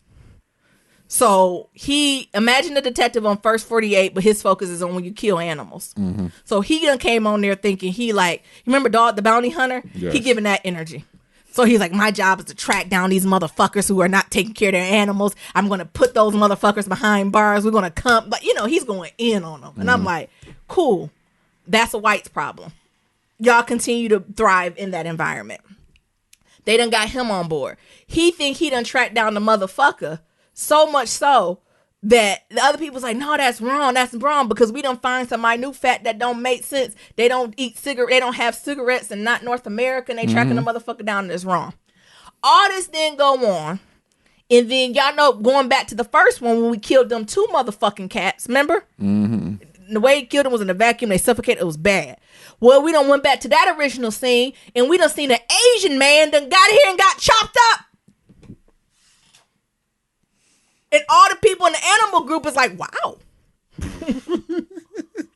So now the police own it. And the police is like, somebody chopped up an Asian man. Yes. And then the cat group then made a secret cat group and was like, shit, I think he done transitioned from cats to humans. Mm-hmm. Let's do more digging. Who asked them? They did. Because you don't fuck with cats? So they investigated. Meanwhile, the police is in left field doing nothing. I think this documentary did nothing for the police. It's not even worth me talking about what the police did. The police basically was Mabel and followed their tail in a circle. The police was just going in circles looking stupid. But the second secret cat group tracked his ass down from these fake profiles. I ain't gonna give too much away because y'all need to watch it. This motherfucker actually had secret profiles of himself. So he had like fan groups that was talking about he's so beautiful, he's so sexy, he amazing, in all these groups. So they got the motherfucker who they think did it, but of course they got to find the evidence. Then we go down the story to find more and more evidence, and they finally go to the police with their Google Doc, and they drive, and they shared it. And the police was like, damn, we ain't have none of this. Thank you. So now they know who this is. This motherfucker, a narcissist, thinking he's beautiful and kind and all that. Then he going, I ain't giving all, it's some other shit that happened to y'all. They go on a wild goose chase for 2 fucking years. This nigga was out of here. Wheezy out for 2 fucking years. Then when he come back and they finally done caught him, they caught him because of the secret cat group. Yeah. Because the secret cat group is not letting this shit go. They honestly still concerned more than the cat. I said the Asian man dead. We missed the part that it was like hooking up and booty calls and all that stuff. We ain't gonna get into that. Y'all watch that too. Yes, they glossed over that. We did. They glossed over that. There's a lot of selling ass. We ain't gonna. They sold some ass, and then they then you came back to it. I ain't gonna get a total spoiler alert, but the guy who actually did it was living in an alternate reality, and I'm gonna leave it like that. So. What's it called? I Don't Fuck With Cats started It's called Don't Fuck With Cats. Don't Fuck With Cats started from a white woman who was trying to rebound from a breakup. And we got to this point. Then at the end of the movie, they're going to try to judge it on us. Talking about, well, maybe the person, we did what they wanted to in the background. Maybe by us creating these groups and separate groups, we pushed him to kill the Asian man when we should have just stopped when one cat died. Shut up, bitch. It was a ridiculous movie. Niram loved it. If you love true crime and you got 3 hours, go for it. Niram. Because if you kill one cat. You will one cat, you're going to kill a whole human. People who kill animals, it's something there. Intentionally? Yes. Mm-hmm. Isn't that like one-on-one sociopath? Yes, it is. Even if you killing ants with the whatchamacallit, magnifying glass, I got my sociopath radar on you. Why? Why? Wow. And one of the cats, he got a python. Oh my God. And just killed. Who watching that shit? You let the python eat the cat. Niram, what's your other thoughts? I done gave Nyambi summary. Leave them fucking cats alone. Your summary was a lot in it. And then they created a secret group inside the secret group. Because they said they couldn't trust everybody because they was doing colonizer shit, blaming everyone. Yes. Every colonizer, because they pinpointed, they getting specialists, everybody a private investigator, people you working on technology, they trying to figure out who it was. They like, is this nigga here? And they put somebody profile up and like, go get him. They destroying niggas' lives. One person died. Yeah. Because he said he did it and was like, fuck you, I'm going to continue to kill cats. And they was like, we got something for your monkey ass. He ain't breathing no more. He gone. Bye-bye. He gone. Wheezy out. I think it was just interesting just to see how internet culture and white people find out who the fuck they want to find out when they want to. Oh, seeing the downfall of the white, what's it called? Mental stability was. Yes. Sheesh. When they invest their whole lives. It wasn't one black person on that screen now. No. No. I didn't see one And these black people, face. we never met in person. Even They've after never this. met in person. They became best friends on that internet. They was tearing up that internet group. How much money do you think they invested in that? I don't know. A lot of time, money, and effort. Jesus. Because you got to remember, one of those people was like, oh, shit, he at my job. Oh. Remember that? So now I got to tell my boss. Yeah, people blaming people who they work with. They tell me, I think it's my coworker. Linda, you about to get Robert fired. Because colonizers be snitching. They do. I know she sent that to HR and was like, this Robert, he killing cats. It may be a human. Why is it maybe? Maybe. And also the police was so sorry. I think what got to me at the end was the police. God, they were so like pitiful. the way they just named things. They were like, yeah, he killed the Asian man, and what was most disturbing, he killed the cats. Really? Did you say it's most disturbing? It's most disturbing that he killed the cats, even though he killed the human. I felt sorry for that Asian man. Yeah. And his family. Yes. Because he was the only Asian man in the family. Child, he had to carry that legacy. Mm-hmm. And they kept focusing on him getting that ass sold. Yes. Don't fuck with cats. Is that what it's called? Yes, don't fuck with cats. If you want to watch some crazy shit, I'd say leave them cats alone. I tell that to Mabel. Leave them cats, them squirrels, them ducks. Stop chasing them. Whatever. Nyambi, as much as you be talking about, you're going to return Mabel. I do. I told her leave them cats alone. No, as soon as let Mabel kill something. And bring it to me. Mabel ain't got the jaw strength to kill anything. I don't know. Let alone eat her own dog food. Mabel, y'all don't hear in this podcast because she's actually eating the bone to the tomahawk steak we had. Mm-hmm. She's been eating it for at least an hour straight. Yes. She's been eating it as long as we've been doing this podcast. She going to be sad when we take it. Mm-hmm. At the end of this podcast, is Wheezy out. You want to hop into some pillow talk? Yeah. Niram, you want to start since I done talked about the cat? I'm sorry, did I take your shine? No. And meanwhile, I didn't even really watch it like that. Every time I came in, it was a dumb scene. I was like, I'm going to watch clothes. You know you was invested. And then Neil, we was in our Uber going to San Francisco, and the man was like, you want my number so I can do this? Oh my God. And then did he have something about a cat or something? I said, Yes. Or like, what's your favorite? Are you watching anything on Netflix? He said, yeah, we're watching a few things. And he's like, oh, I'm watching Dexter. And I was like, oh shit. And Neil was like, don't eat cats or don't watch Don't fuck with cats. Don't fuck with I cats. said, let us out at the corner. Mm-hmm. All right. Well, Yeah. what's our pillow talk? When your Uber driver started talking about serial killer and murders and shit. I would stop, my tuck, God. and roll out this car. What was happening on the 101 with the police? Was he drunk? I don't know what the fuck was going on. Tell the folks what happened there. So, well, in addition to that, he was like, so what are y'all doing after this? He was trying to get all up in our business. I know, and I was trying to be vague. What are y'all doing after this? Yeah, I was trying to be vague. Just Just going give me around. a call. Maybe eat. I don't know. Give me a call afterwards. I was like, nigga, no. And you're like, no, nigga. And I'm like, sure. What's your number? Because I was telling that's how men and women move in the world. As a man, Nero can be like, fuck you, no. But as a woman, I'm like, oh, sure. And I got to pretend, I got to put it in my notes so I can repeat back so he know. Because men be crazy to women. Mm-hmm. And I was able just to ease on by that situation. You come home tonight? Don't know. Might come home tonight in 3 days? Not sure. I was about ready to kill him. I was going to kill him dead in the back of the car. Because Nero been watching Don't Eat Cats. Or what is Don't fuck with cats. Don't fuck with cats. I was ready just to take my coat and just try to strangle his ass. And to I was death. like, just let it roll. But the police was swerving on 101. It was. Straight. I almost called 911 and snitched on them. It was. They was like swerving for a good 5 miles. Yeah. And like wouldn't let nobody pass. And it's like, what the fuck is going on? Because I was like, maybe there's an accident and they're trying to get us to stop, but you think he would just stop in the middle of the freeway. Nope.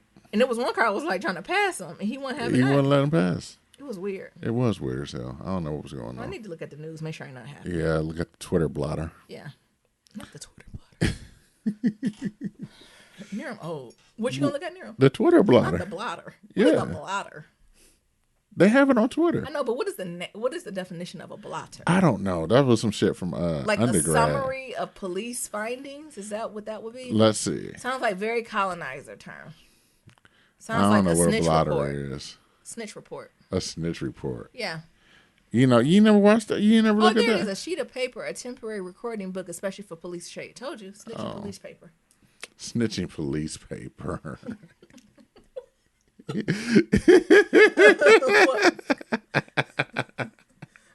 To shame people. Snitching police Paper to shame those around you. I remember undergrad, it'd be like, Malcolm stole a dozen eggs. I'm like, did they have to go on the blotter? They be telling people they done stole Yeah. a bag of Cheetos. Hey. I'm like, oh my God. Is that up to the amount where you get arrested? Hey. That ain't belong to you. Any interaction with the police, they put it up in there. That's shaming. Police shaming. Police shaming. So, moving on to Pillow Talk. Yeah. So we're moving in a few months. Yeah. Oh my gosh. This is exciting and nerve-wracking at the same time. Why now? Well, I think it's exciting because, finally we're getting to a place that, we can live, like really live like this double income, no kids lifestyle, right? Because, a lot of things are coming to an end, but a lot of things are starting up. And I would say it's kind of nerve-wracking because for the last 3 places, I picked the places and Nyambi gets on my head. I don't like this place. Yes, you do. The thing is, if Nero picked something, I cannot give any feedback. And y'all know I am like a this firm, place. critical feedback type of girl. I don't like this place. Why you pick it? And we're like, well, I showed it to you before we signed the fucking lease. Yeah. Both our names on the lease, nigga. Nero, I never say I don't like it. It'd be something I'm like, oh, I really don't like this. This is about this. Nero I interprets don't that like as I hate this. the whole place. Why the hell you picked this house? And I was like, well, fuck it then. You picked the next place. And I picked a place, didn't I? And she picked the place. Because I was waiting to bitch and moan. I was just ready to just find some shit. What about this place? It's nice. It's a little further out. It is. So I'm actually going to have a commute to work. And I'm going to have to probably take the train in. But I think it's going to be worth it. It's a little bit more we're paying now, a little less space. But it's newer. It's just buy more things. I don't know how else you just. It's a different type of living. It's more like a high rise living. Yeah, it's high rise living. It's quiet. It's quiet. Kind of reminds me of a resort. Yeah, it's kind of resortish living. And I can't wait. I'm very excited about it. I'm throwing a lot of shit out. So Nyambi has been looking for this place of like what she calls home. Yes, for a while. And I'm like, nigga, wherever you lay your head is your home. That's what No. Temptation said. No, it don't feel the same. And I feel like it's just been. I'm finally starting to get comfortable here in California, and I like where we stay at, but I don't love it. And I really want to go somewhere that when I come home from work or when I come home from anywhere, I'm like it's a place of refuge, and also it feels like home because it's been I'll probably say the last 2-3 years, maybe probably 3. Nowhere has felt safe. No one has felt like home, including back in Michigan, in Massachusetts. Like nowhere felt like I could just take a deep exhale and hide in my own cave. And so I'm so looking forward to that. Anything you looking forward to, Nir? I'm just looking forward to like just getting past it. The thing about moving is so stressful in itself. Yeah. So like moving forward that, and then also like how the housing market in Silicon Valley is that you can't even do like, oh, I'm looking for a place and I want to move like 3 months from now. Like everything in here is all like within a month to 2 weeks. Yeah. Which is kind of like crazy and shit. The price like, shift weekly. Is it daily or weekly? Daily. They can change the price of the of the house daily, and it depends on market value. Yeah, so I guess they call everybody and be like, "Are you open? How many houses you got?" Yeah. So based off the market and around the New Year is usually like the best time to move because like ain't nobody trying to move. Yeah. In the middle of winter or like over a holiday because it's a lot of expats here, right. So everyone's like back at their original home or traveling.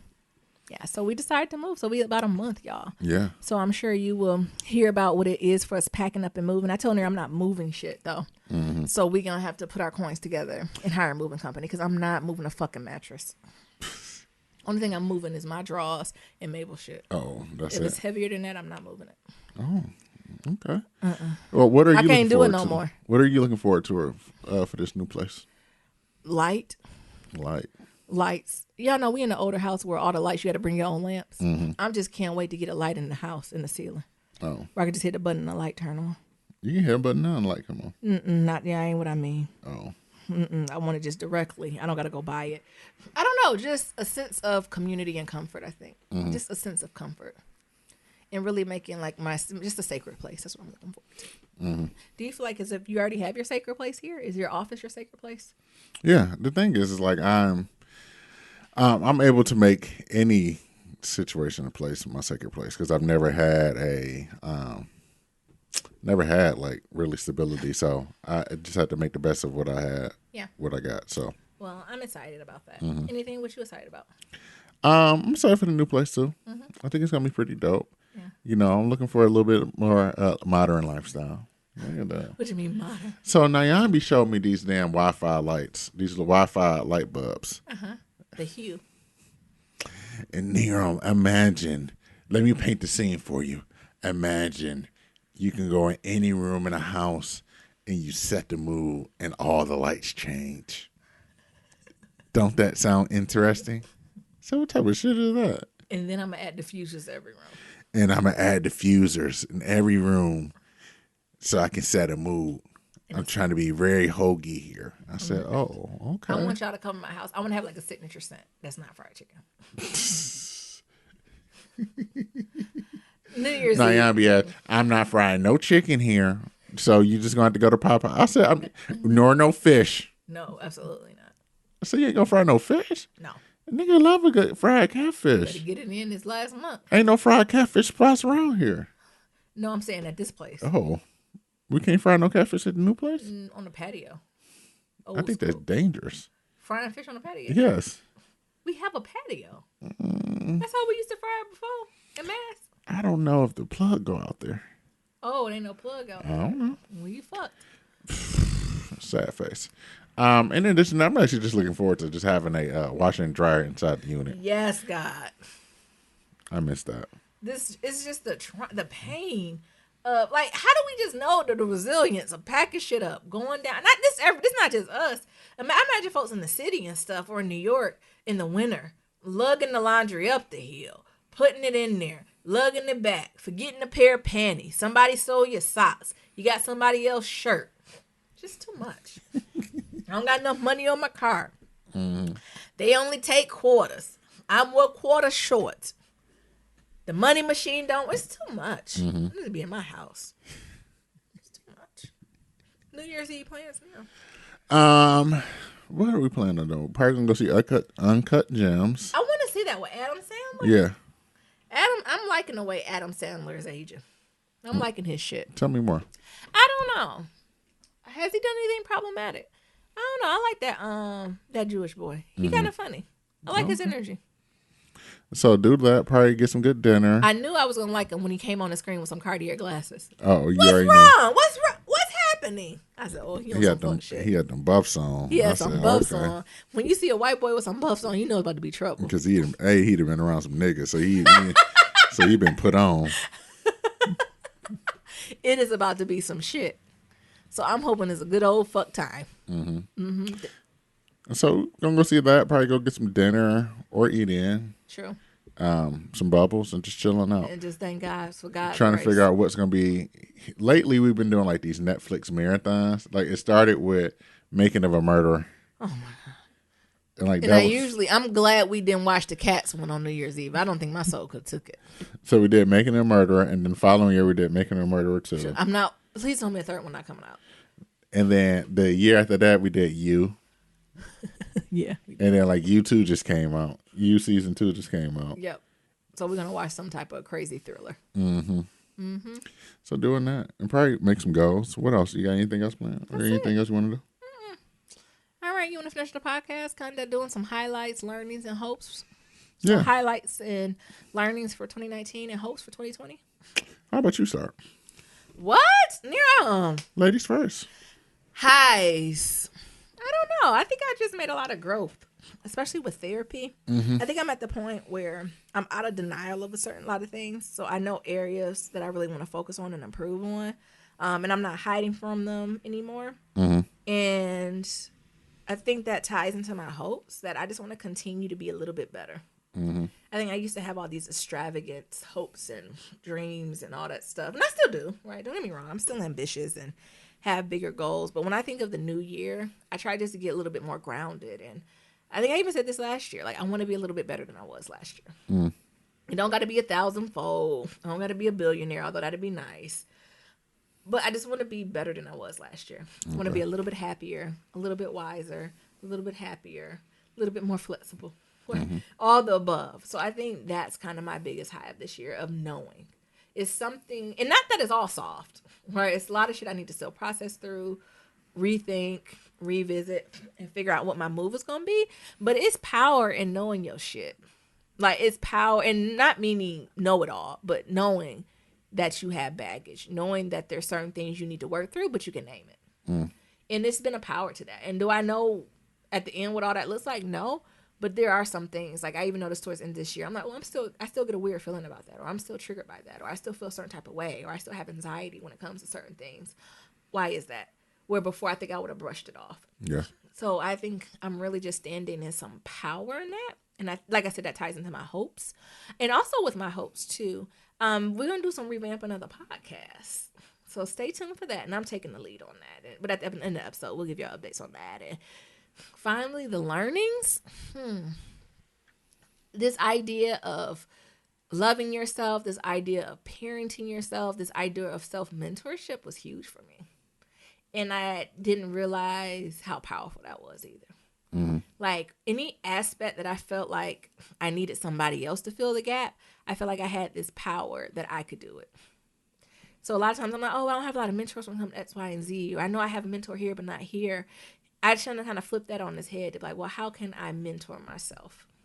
Or what can I do to get to like the next point? And a lot of times when I took that initiative to begin mentoring myself or parenting myself in certain situations, things start falling in line, and people, places, things, or resources were put in my place to then move forward with it. So again, I didn't realize that power. And I think I was nervous because I thought I had to do it all the way. It was like, oh my God, if I'm going to mentor myself or I'm going to parent myself in a certain way, what does that mean? Like, I gotta do this forever? But it wasn't. It was really a springboard for me to get to the next place I needed to be. So it really filled that gap in learning too. So I think that's the biggest thing. Like, to jump in, like, any gaps you had or any emptiness you have, like, try to flip it on yourself and see how you can do it. If you mad about some shit your mom or daddy or auntie, cousin didn't do it for yourself for a little bit. And just begin doing that is huge. So those are my kind of highs, learnings, and hopes for 2019/2020. What do you think about that? I think you spot on from what I would have from you. Congested, you heard? I'm a little congested. Sorry, y'all. Oh, Can y'all hear that? a little bit. Sorry. I've been eating hot chocolate and them marshmallows. Oh, as you sip again, is it good to you? It's so good. Yeah, I would say you're spot on. First, like highs and learnings that I would say you would have. You know, we had a deep conversation at dinner the other day where Nayan was like, "Is this a comedy Jesus moment?" And I was like, "No, I'm just I thought speaking that Miriam was truth. trying to do an intervention on my ass. Just speaking that truth." It was.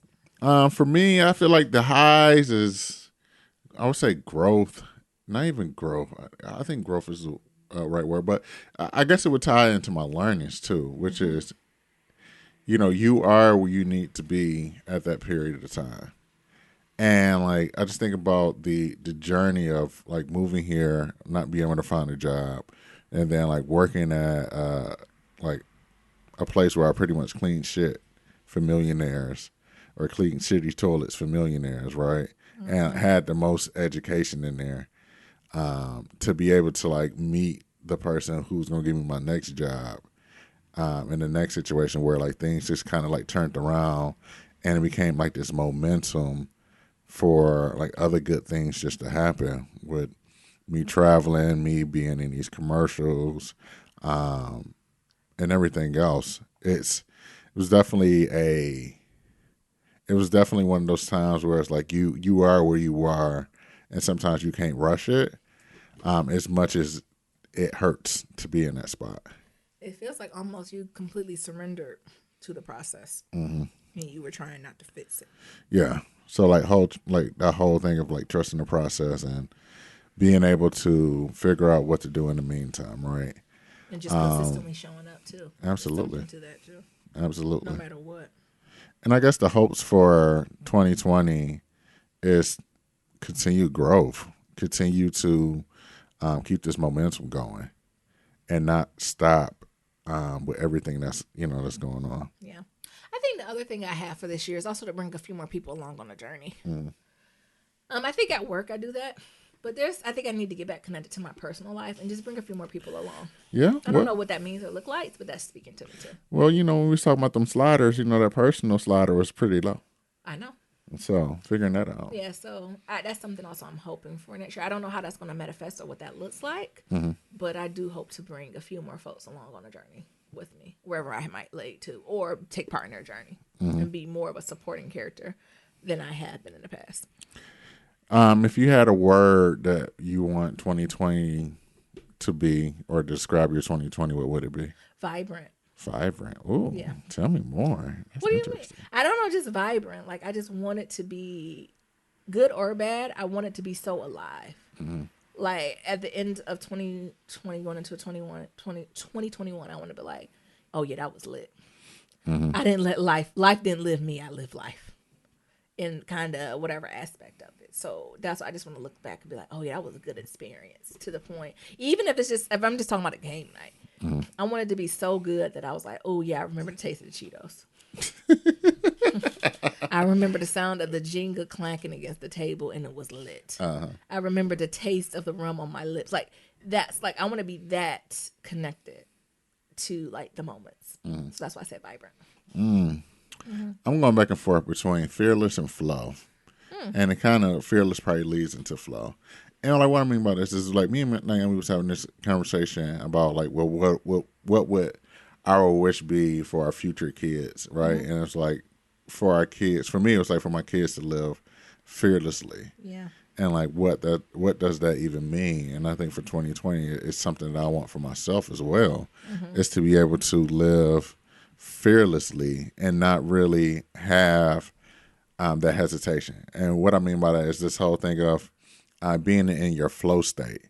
And like flow is usually that part where you're moving, you are moving in a way that you are not necessarily thinking. Like things are just coming out of you in a way that's your best self.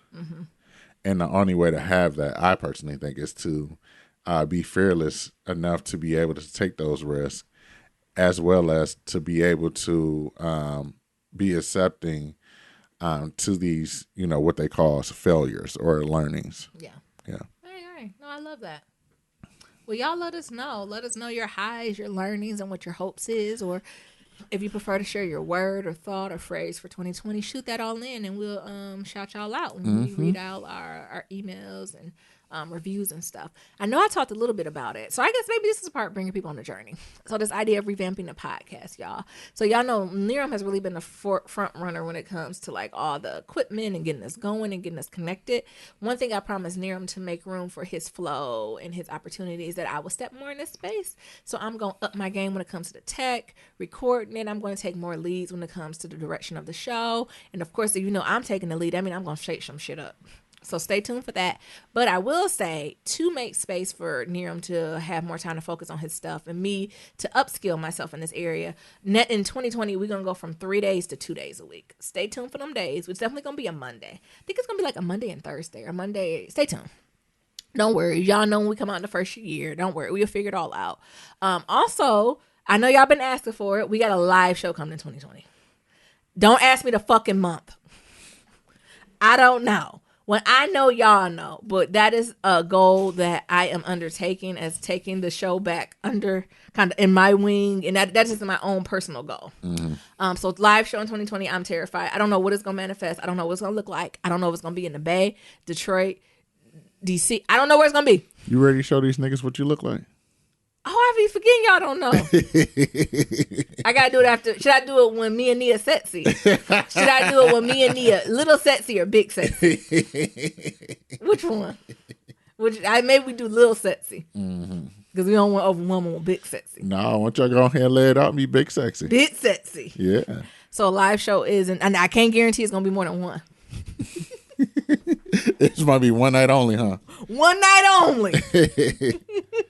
So that's coming. So y'all get excited about that. And like I said, just more time with Nyambi. So think I'm going to be taking over the social. I know I've been hinting at this for a while, but I'm going to take over the social media feed, Twitter, Instagram. Y'all going to have to bear with me because I don't have none of that shit. So I'm probably going to miss some periods or I'm probably going to do some stuff wrong. Y'all just give me grace and mercy. Also, I'm not as quick as Niram, so give me 24 to 48 hours to respond to any fucking thing.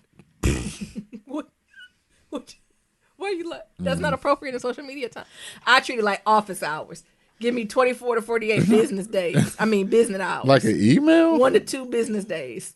On the weekend, don't count on it. What? This Nyambi rules. Oh, okay. Also, I think I'm tying the Kwanzaa principles into this. I know we talked about how the founder's message was about how do we live these principles, not only during Kwanzaa, but how do we live it throughout the whole year. So this is kind of my way of figuring out how do we live the Kwanzaa principles throughout the entire year. And I'm playing with some different ideas of what that looks like and how do we just kind of make it a reoccurring theme, but seamlessly and authentically in Black Love Matters podcast, our community. And I've even been thinking, like, is there a way for us to bring our community together? Like, what would that look like? I know we all talk, like, to each other, we friends and heads, but what would it look like if we all came together in one space and just exchanged resources and just had a community of support? Because I don't know, I think we some real ones out there. So I'm playing with that a little bit. There's some, I don't know, not organizations, but certain softwares where we can kind of all come together in a group that's not like Facebook-y, like, because Facebook is too, I don't know why I don't like the Facebook type thing. Like, it's not safe enough for me. Maybe that's the word. Like, I think I need a little bit more control than Facebook would allow me because anybody coming talking shit, they wheezy out. Wheezy out of here. Like, I need it to really be a safe space. So I'm trying to unpack some of that stuff too. Are you excited about this, Niram? Are you okay to let the reins go? Yes. Because y'all think it's me, but this Niram show. I'm his co-host. This the Niram show. No, I don't know about Don't let Niram fool you. If Niram ain't let this out, honey, I don't know. I don't know how I even get to y'all. What you mean you don't know how you get to this? I don't know how to get to y'all. I'm gonna learn. Hey. As I said, I'm Niram co-host. I'm actually glad to have some type of redundancy. What do you mean? Ooh, what's that supposed to mean? Hey, because if I'm sick and I'm down, you can't even get nothing down. Oh, you my goodness! So you mean I might do my own show? Hey, I don't even know what to do. Yes, I would. I would take up every minute. Yeah, I know you would. I know you would. Really? Yes. I don't think I've ever did a solo show. I know you've done one with like Nia and stuff, but I don't think I've ever done just me and somebody else. Would y'all want to hear me and somebody else? Yes, you Who would should. I even do it with? Nobody. Or you do what I do. What is that? Answer people phone calls and say, hey, can we record this conversation? Maybe we can do a calls with Nyambi. I'm trying to see an N-word with Nyambi. I'm telling you. That might be cool, though. Like, to have... And this is just something I'm just thinking of something. I'm already jumping in. No, but to have, like a certain amount of hours. Not even an offer, like... office hours with Nyambi. Where it's like 1 hour. I'm like, HR, come on in. Like a 1 hour type thing. And you just call a line. And like Nyambi picks it up and just record the whole conversation and put it in a part of the podcast. What we go? Muses with Nyambi. Yes. You never know. You might get people be telling your whole life. Chat with Nyambi. Be sitting there telling their whole life story. Chat, I tell you the truth, so I ain't gonna sugarcoat it. Mm-hmm. If you're wrong, you're wrong. Yeah. I tell you. But if you're right, I tell you right too. I still love you either way. You can be wrong and I still love you. Like I told you, like shit, I was on the phone with Red Baron for like 45, 50 minutes. Yeah. Maybe that'd be fun. And the thing is, it was even like I'm talking to a stranger. It's like, what's going on with your mama? Damn. Let's figure this out. Are you eating? Are you okay? Exactly. Maybe we'll do something. I don't know. Y'all want to talk to me? Y'all would just talk with me live. And just shoot the shit. Just shoot the shit with me. Now we have so much anxiety about that. It's like, I don't know what to say. Shit, talk. The thing is, I know I process so quickly through my mouth that I'm like, oh shit, that wasn't good, huh? Mm-hmm. And I got friends who know I do that. So, but y'all be like, damn, Naya, why you say it like that? And I'm like, because I love you and I ain't want to lie. Mm-hmm. Okay, but stay tuned for that. I'm very excited about that. But I am excited it's for gonna you. me lean into my discomfort because that is not a comfort zone. I'm excited for you to pick up some of the reins on the podcast. Mm-hmm. To help it grow as I am focusing on some of my other things. Because we had a conversation. I was like, I don't know if we can do it all. And we've had the conversation like, what do we end it in 2019 and put a bow on it? And it's a time capsule of a time and space that we were in. And it's great. But I don't know. We just feel like we're not done yet. Yeah. So we're going to roll. We rolling in 2020 at least, y'all. Yeah. Alrighty. But stay tuned. If y'all got some ideas, I also got that survey never did nothing on either. So I'm going to go through those notes too. Y'all about to come for some new shit next year. Niram got busy. And Spread love. I need new music. Niram is booking busy. Does Spread still listen or he done with us? No, he still be listening. Spread, can I just call? I might call you. I need some new music. What, you don't like I do, but it's 3 years old. Don't nobody. Hey, did you ever seen Good Times Change? Speaking of good times, guess what, y'all? The colonizers got us. It ain't jucking and jiving. What it say? Living and jiving is actually in the food line. What it say? I don't remember. Shit, somebody told us too. It's okay. Oh, did they call? I think they called. Okay, we'll listen to the phone call. But that's what we have, y'all, and I'm super excited about that. Mm-hmm. All right, Niram. I know we got a couple more shout outs that folks called in. And since we're not doing any more episodes this week, we're going to start fresh the first week of the new year. So I think that's what the week of the 6th. Mm-hmm. So this is the last episode of the actual year y'all going to get from us. We thought we were just make sure we go through all the shout outs too. That way we start at the top of the year nice and fresh. Yeah, to start out fresh. All right, you going to do So our we emails? got an email from DMV listener. What is it? I got a speech impediment. And sometimes my tongue just gets slow. Okay. And like it don't catch up with my brain. Gotcha. You've been with me this damn long. You still I be know. like, I just know everybody. There's some folks is they first. And what Joe Budden said, this is your first and last time listener. Shout out to the first time listener. Shout out to the last time listeners. We love everybody. Mm-hmm. So just in case. DMV listener 301 says, subject, love your podcast. I started listening to your podcast last week. I randomly picked an older show to listen first. When I tell you, I screamed when Nyambi was talking about Flower, the service Chihuahua, the Flower best is not of no the service Box Store dog. Chronicles. She was bad for the rest of them. I hit that subscribe button so fast and told my bestie all about y'all. Fast forward to the Jamaica trip, screaming again. I went to Negril via Southwest. Oh, girl. For Thanksgiving, and I can relate to your experience. Thanks for the laughs. Told y'all. Which one about near mouth or that boarding process? Now Mabel, I don't know if y'all hear, she breathing hard because she done ate a whole tomahawk bone with all the salt on it. And she probably needs some water. That shit is clean. I know it's clean. Golly, Mabel. Mm-hmm. We got another one from Petey. Okay. It says Jesus is King. Hey. Is this the album or the truth? She said, I listened to this never album mind. on this Christmas Day release and envisioned Nyambi's catching the Holy Ghost What when song? Total Praise came on. No, he didn't do Total Praise. He did. I hate Total Praise to like anything Kanye put out, but this was masterfully manipulation. Happy holidays. My wife and I truly enjoy listening to you guys. I haven't listened to any of Kanye's Holy Ghost yet. Uh-huh. I'm sure it's great. I have no doubt it's great. It's not even about Kanye being Holy Ghost. It's about Kanye saying really he's not being accountable for his actions. And when you're not accountable for your actions, I cannot enable bad behavior. Oh. That's all it is with Kanye. If he will be accountable for his actions, we'll be golden. Until then, I guess the remix to Total Praise is going to be unlistened to. Mm-hmm. Next time. Oh, we got a couple voicemails. Oh, we got some voicemails. Yeah, we do. All righty. Let's see here. Is you ready? Mm-hmm. I never can hear it. Why take so long to start? Hey, Niram. Hey, Nyambi. Hey, Mabel. Hey. So, shady ass Nyambi talking about, what's that sound? Bitch, it's Colette. Answer your nigga. I cannot deal. You had to get on my nerves too. I can't even lie. I'm not interested in the Olivia narrative either. Nope. She died after the Erica Mena song mix-up happened. I'm done with her. Niram, you do need some sea moss. I don't know. It's just amazing. I told you. Like, it's hard to explain. Right, everybody keep talking about Sir Jeffrey said he gonna send me some sea moss. Dry, so. He said he's sending me some sea moss powder. You soak it in some good old spring or alkaline water. Put it in a smoothie. Or you can make it a gel. Whatever you want to do. It's better as a gel to me. Oh, just swallow it, yeah. Oh. But, Nyambi. Yeah. Let Niram talk about his nigga trauma. Exactly. I can't. You done went off on him 2 episodes. Talk about a regular ass Sega. I don't even think he was a Sega no more at It was this a point. Super I just Nintendo. can't. And that nigga dissertation that they gave on the impeachment was just hilarious. And then how Nyambi gonna tie in Marsal and that shit. He's so damn problematic.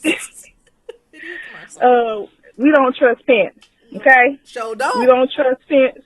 And did y'all call that nigga Pete Booty Cheek or Booty Itch or whatever? And the fact that there's a whole video about this, it just lets you know. Can't nobody say his name. That shit took me out. Side note. Yeah. Good times. Yeah. It was hanging in the chow line. That was real cultural appropriated, what they said on that show. I can't remember when y'all played it back, it is not that. Oh. It's hanging in the chow. All right, y'all be good. I'm going to go. Hanging in the chow line. Not child, y'all. Chow. CHOW. Food stamps. When you get the, what's it called? Not Third New Hope. What's it called? Focus Hope. Food stamps. Food stamps. But also it's a line where you can go get food. Oh. Focus Hope, isn't it called? We can get like government cheese and shit. Good times. Did you say hanging in the child line? Scratching and surviving. Hanging and jiving. They told us it was hanging and jiving. Good times. But it's hanging in the child line. That sound better. Because I was like, hanging and jiving. Nah. Oh. Hanging in the child line. That's it. I don't know what Patty said. She ain't saying neither one of them. Thank you, sis. Hanging in the chow. CHOW. Hanging in the chow line. These are just things that we still don't understand if it's buked or used. Stop. Somebody on our Twitter added Vicky White. It was like, tell Niram and Nyambi. It's buked. Vicky Winers, if you're listening. Vicky ain't listening. She too sanctified for us. Y'all know that Clark sister biopic coming Lifetime in January. Should I do a live? So can I do things like live stream it? Well, not the TV, but can I do live reaction? Yes, you may. You gonna watch it with me? Maybe. You Depends know if I'm not traveling. Oh. You know, Niram be booked and busy in 2020. Okay. Next one. Let's hit it.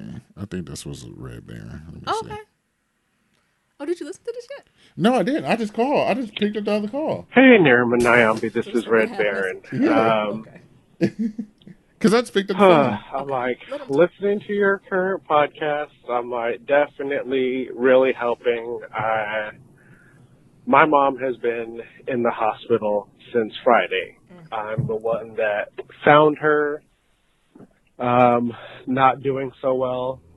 because she was supposed to be with friends.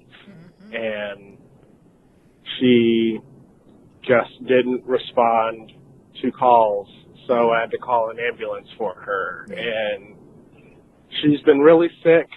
She's getting better little by little.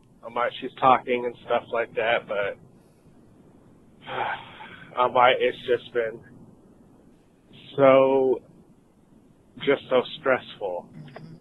And to just have so much going on, and it does a lot. And I think that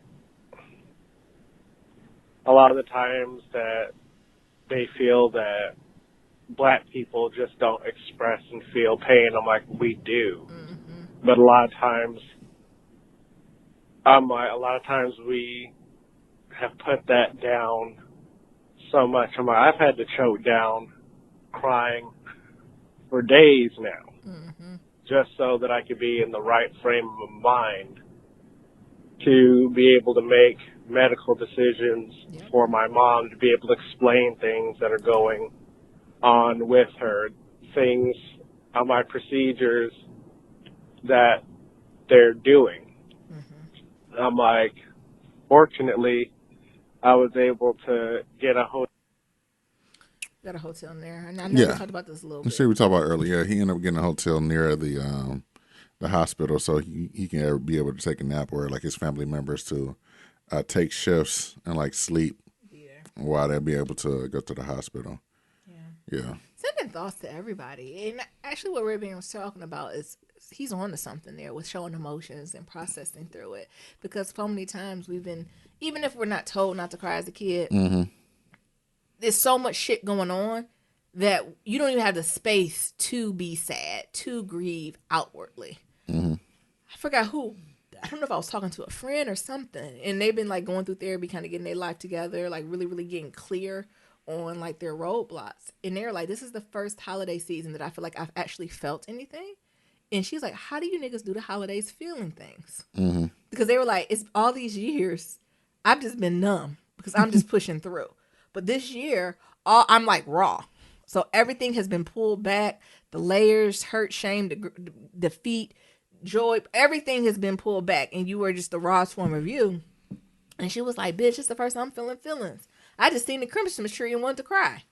And I was just like, child, it is something to that. When we have space just to let that out, and do even have space to do that. Right. Yeah. But anybody, whoever's going through something, whoever's taking care of a parent, a child, a spouse, a partner, a friend, we're just sending y'all good energy. If you're being a caregiver, if you are a partner to that caregiver, just sending y'all really, really good energy that way. And just take it one step at a time. Right. Just in love and light.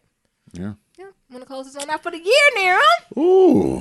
For the year, we wish y'all just health, wealth, lots of great sets, either with somebody or yourself. It don't matter. And don't y'all get caught up at the end at New Year's Eve. At these parties.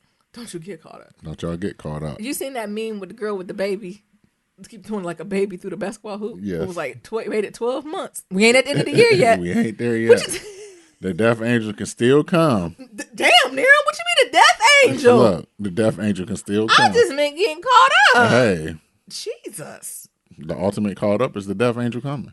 Jesus. Hey. Oh my God, Nira. I'm just holding on tight. We got a couple more days. The Lord's unchanging. You actually squash all of it. Y'all go to church. Y'all go to watch night service. Everybody just need to be in the watch night. Honestly, I'm sad because Silicon Valley Church don't do watch night service. It's a really black thing. Yes. The white churches don't have watch night. No. Nobody watching no night. They only did watch night for the KKK. You there so you can watch y'all asses so the KKK won't get y'all. Okay. Close us out. Close us out for the year now. As always, to submit your Black Love story, go to blacklovematters.com. To submit a question for Kitchen Table Talk, shoot us an email, blacklovematters@gmail.com. And to leave a comment about anything we talked about, head on over to that website. We got that SoundCloud and we got that voicemail, and that's at 508-784-1111. That's 508-784-1111. Talk to y'all later, and remember, love is ever evolving. Peace. Peace. Have a great new year, y'all. Take care.